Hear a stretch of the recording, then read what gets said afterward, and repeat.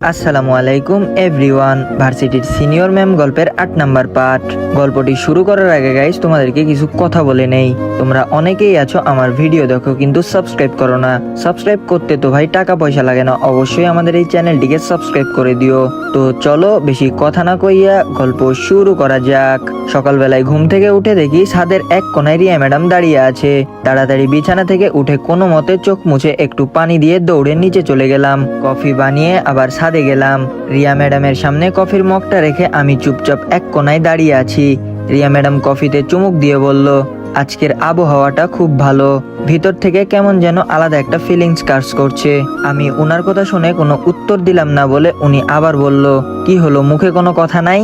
তাও আমি কোনো কথা বলছি না। রিয়া ম্যাডাম আমার চুপ থাকা দেখে আমার গালে ঠাস করে একটা চড় দিয়ে বলল, ফকিন্নির বাচ্চা, ভাব হয়েছে না ইদানিং তোর খুব? আমি গালে হাত দিয়ে বোবার মতো দাঁড়িয়ে আছি। ছাদের দরজার কাছ থেকে আওয়াজ আসলো, আজকে অন্তত ওকে না মারলেই পারতেন। আজকে ও দেশ ছেড়ে চলে যাবে, আর আপনি সকাল সকাল ওর মন খারাপ করে দিলেন ম্যাডাম। মিমি এই কথাগুলো বলে একটা টিফিন বক্স হাতে করে আমার সামনে আসলো। এসে বলল, ম্যাডাম আমি ওর সাথে কিছুক্ষণ কথা বলে চলে যাব, প্লিজ আমাকে বিরক্ত করবেন না। মিমি আমার গালে হাত রেখে বলল, বেশি ব্যথা পেয়েছো কি? আমি মিমির হাত সরিয়ে বললাম, এখানে কেন আসছো?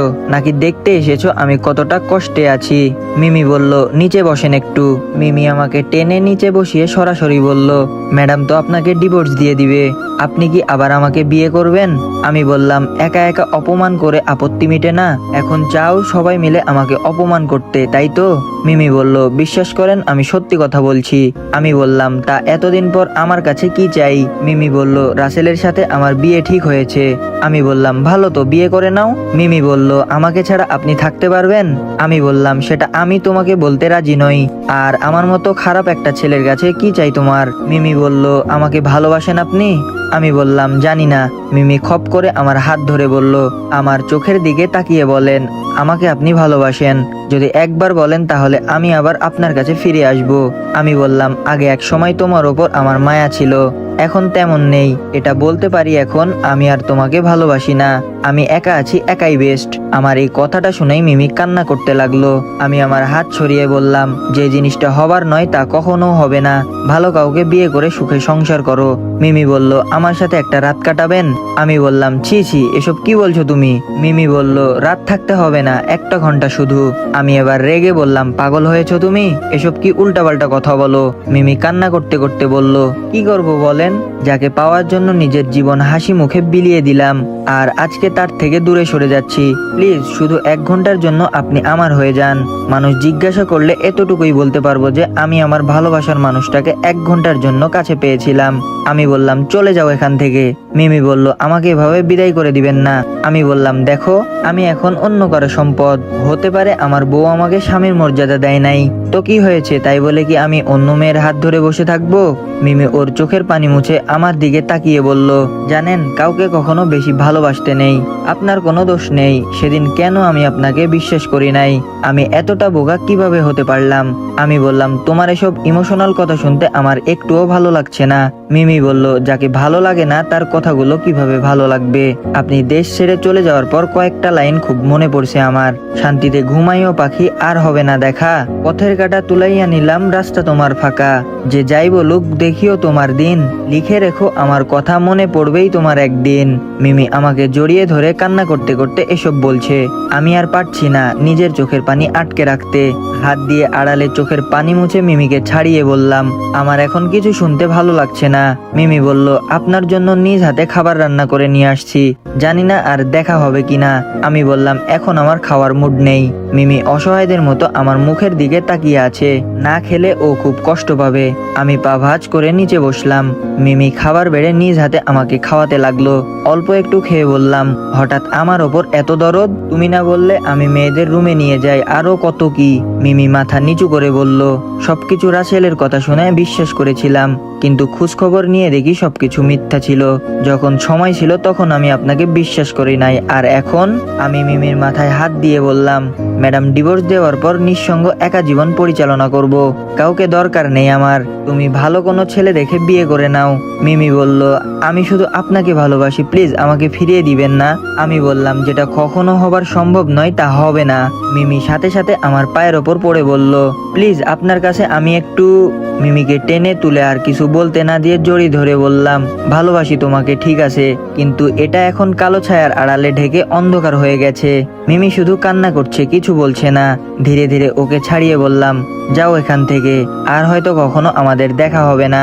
মিমি মাথা থেকে কি জানি একটা বের করে ওর হাতে একটা টান দিল, আমার হাত ধরে আমার হাতেও একটা টান দিল, হাত বেয়ে রক্ত নিচে গড়িয়ে পড়ছে।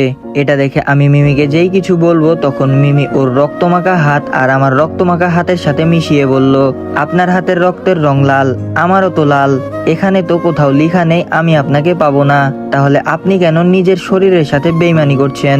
আপনি আমার কসম খেয়ে বলেন যে আমাকে ছাড়া আপনি থাকতে পারবেন। মিমিকে দেখে আর নিজেকে কন্ট্রোল করতে পারছি না, যাকে এতটা ভালোবাসি সে আমার একটু ভালোবাসা পাওয়ার জন্য কত কিছু করছে।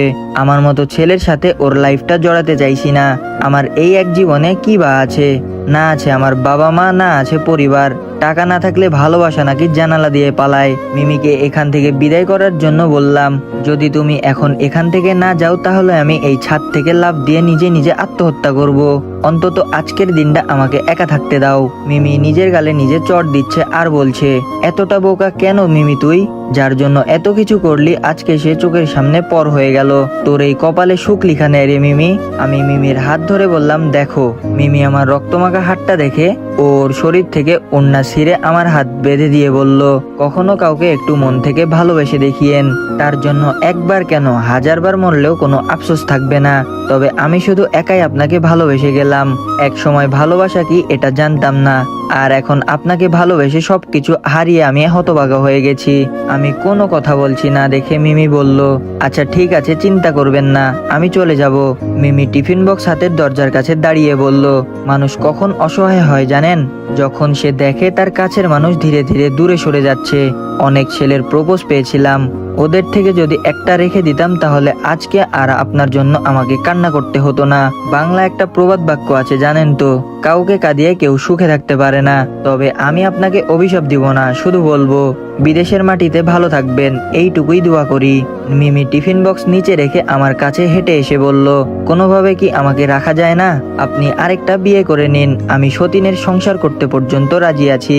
আমি বললাম, আমাকে মুক্তি দাও প্লিজ, আমি আর নিতে পারছি না।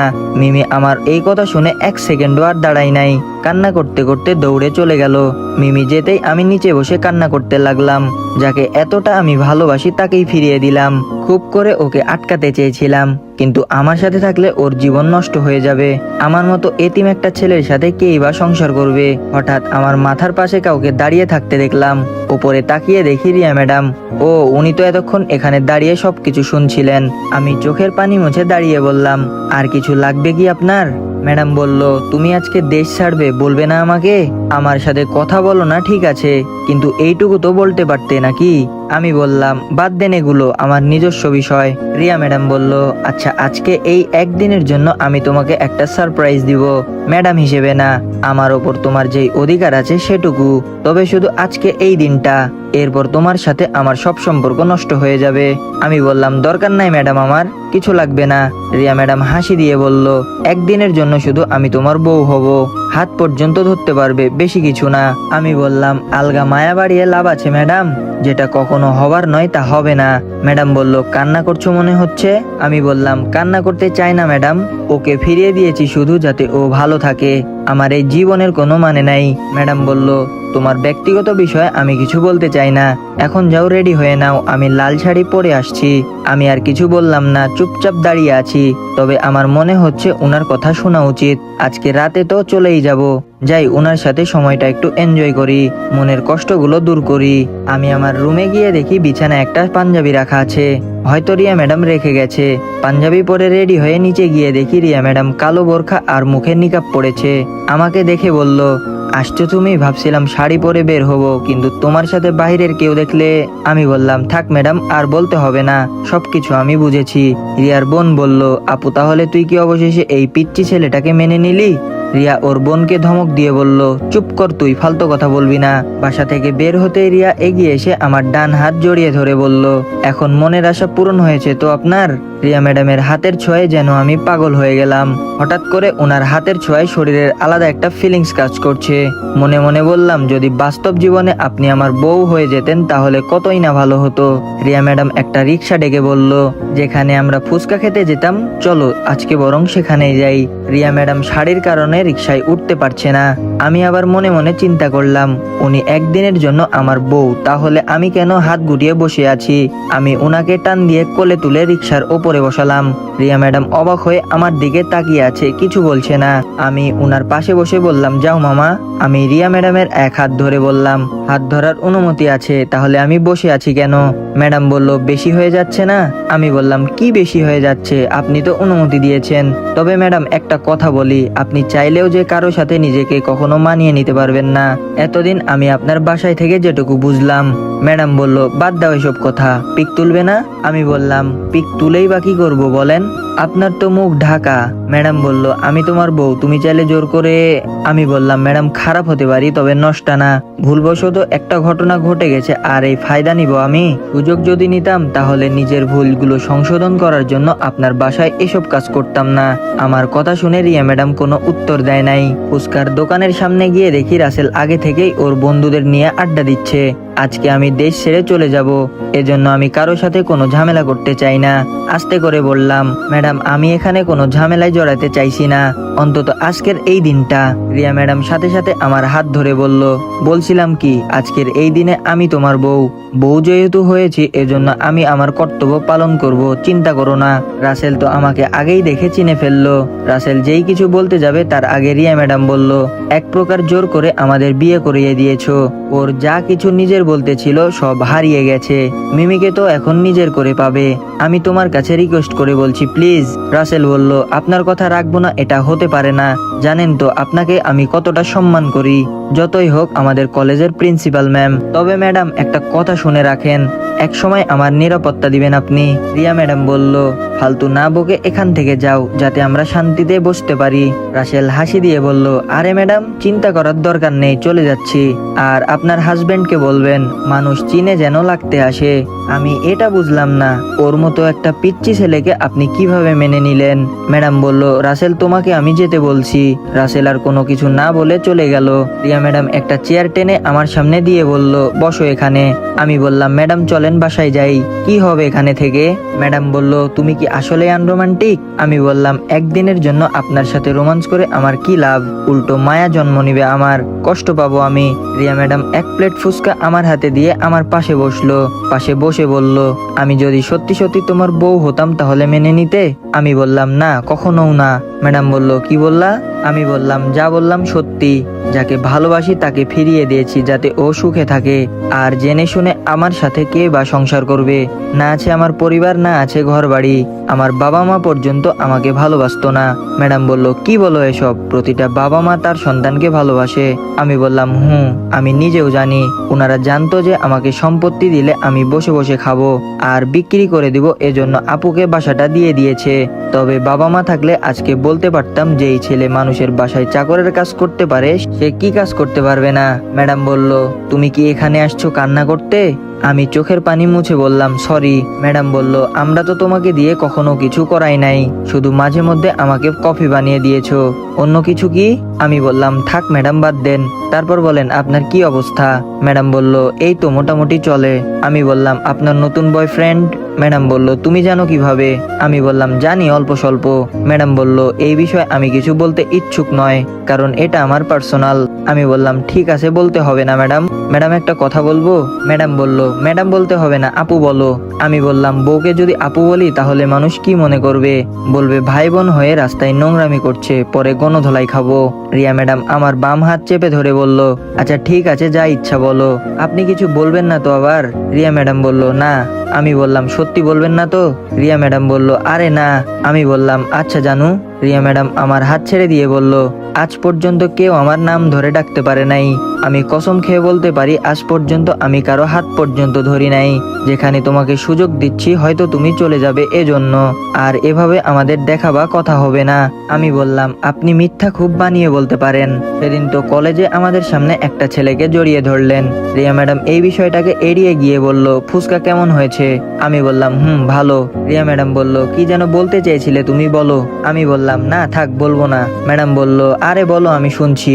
আমি বললাম, আচ্ছা ম্যাডাম, আমাকে কি আপনার স্বামী হিসেবে মেনে নেওয়ার কোনো অপশন নেই? রিয়া ম্যাডাম খিলখিল করে হাসতে হাসতে বলছে, তুমি হবে আমার স্বামী? আগে ফিডার খাওয়া বন্ধ করো, পরে এসব বলবে, ঠিক আছে? বাচ্চা ছেলে। রিয়া ম্যাডামের এমন কথা শুনে খুব কষ্ট পেলাম। উনি আমার মনে আঘাত দিয়ে কথা বলল। হঠাৎ করে আপু এসে বলল, রাকিব তুই এখানে? আর তোরে খুঁজতে খুঁজতে আমি হতাশ হয়ে গেছি, সাথে এই মেয়েটাকে। আপুকে এখানে দেখে আমি ভয় পেয়ে গেলাম। আপু কিভাবে জানে যে আমি এখানে? আমি কথা ঘুরিয়ে বললাম, আপু আজকে চলে যাব, আর হয়তো এই দেশটা ঘুরে দেখতে পারবো না। এজন্য রিয়া ম্যাডামকে আমার সাথে আসার অনুরোধ করলাম, আর কাউকে তো বলতে পারি না। আপু বলল, মিমির সাথে তোর কিছু হয়েছে? দেখলাম ও কান্না করতে করতে বাসায় এসেছে। আমি বললাম, ও আবার গিয়েছিল আমার কাছে, কিন্তু আমি না করছি। একবার নিজের পরিবার হারালাম, এখন আর কোনো ভুল করতে চাইছি না আমি। আপু একটা ডায়েরি বের করে বলল, এখানে এসব কি লেখা আছে? আমি বাসায় এই ডায়েরিটা ফেলে আসছি বলতে পর্যন্ত পারিনি। খপ করে আপুর হাত থেকে ডায়েরিটা নিয়ে লুকিয়ে ফেললাম। আপু রেগে আমার দিকে তাকিয়ে বলল, এই ডায়েরির নাম প্রতিশোধের খেলা।